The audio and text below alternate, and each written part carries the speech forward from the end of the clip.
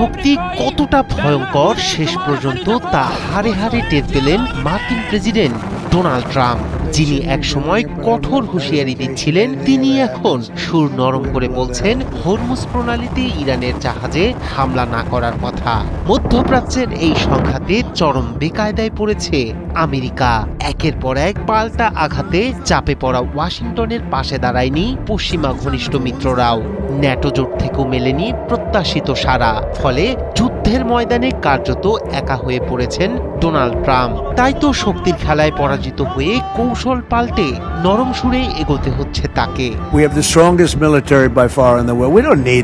তেহরানকে চাপে ফেলতে গিয়ে উল্টো নিজেই চাপে পড়েছে ওয়াশিংটন। আনুষ্ঠানিকভাবে কিছু না বললেও পরিস্থিতি বলছে এক প্রকার পরাজয় মেনেই সুর নরম করেছেন মার্কিন প্রেসিডেন্ট। হরমুজ প্রণালীতে ইরানের জাহাজে আর আক্রমণ না করার অঙ্গীকার করেছেন তিনি। বিশ্লেষকদের মতে এটি কৌশলগত পিছু হটারই ইঙ্গিত, কারণ পাল্টা আঘাতে শুধু প্রতিরোধ নয়, পুরো অঞ্চলে শক্তির নতুন সমীকরণ তৈরি করছে ইরান। গত 28 ফেব্রুয়ারি ইরানে আমেরিকা ও ইসরায়েলের হামলার পর থেকেই উত্তপ্ত হয়ে ওঠে পরিস্থিতি। কয়েক ঘন্টার মধ্যেই জবাব দেয় তেহরান। মধ্যপ্রাচ্য জুড়ে মার্কিন ঘাঁটি ও ইসরায়েলকে লক্ষ্য করে হামলা শুরু করে তারা। সংঘাতের মোড় ঘুরে যায় যখন হরমুজ প্রণালীতে অবরোধ আরোপ করে খামেনির প্রশাসন। যুক্তরাষ্ট্র ও তার মিত্রদের জাহাজ চলাচলে নিষেধাজ্ঞা দেয় দেশটি। এরই মধ্যে প্রায় 20টি জাহাজে হামলার ঘটনা ঘটেছে। ফলে তেল পরিবহনে তৈরি হয়েছে বড় ধরনের সংকট। এর সরাসরি প্রভাব পড়েছে বিশ্ববাজারে। অপরিশোধিত জ্বালানি তেলের দাম বেড়ে দাঁড়িয়েছে $105। বিশেষজ্ঞরা বলছেন হরমুজ প্রণালী বন্ধ থাকলেও আরও বাড়বে এই দাম।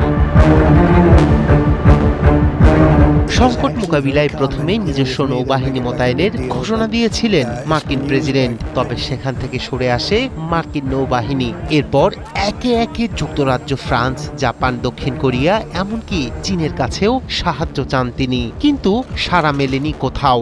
শেষ পর্যন্ত ন্যাটো জোটের কাছেও সহায়তা চান ট্রাম্প, কিন্তু সেখান থেকেও আসে না প্রত্যাশিত সমর্থন। যুক্তরাজ্য, জার্মানি, ফ্রান্স ও গ্রিস স্পষ্ট জানিয়ে দিয়েছে এই সংঘাতে জড়াতে চায় না তারা। একই অবস্থান নিয়েছে অস্ট্রেলিয়া ও জাপানও। মিত্রদের এমন অবস্থানে এক প্রকার একঘরে হয়ে পড়েছে আমেরিকা। হোয়াইট হাউসে সংবাদ সম্মেলনে ট্রাম্প নিজেও স্বীকার করেছেন মিত্ররা এই ইস্যুতে উৎসাহ দেখাচ্ছে না। সব মিলিয়ে ইরানকে চাপে ফেলতে গিয়ে এখন উল্টো চাপেই পড়েছেন ডোনাল্ড ট্রাম্প। কৌশল বদলে পরাজয় মেনে নেওয়া ছাড়া আপাতত আর কোনো পথ খোলা নেই তার সামনে। রায়হান কবির, শুভ্র, ৭১।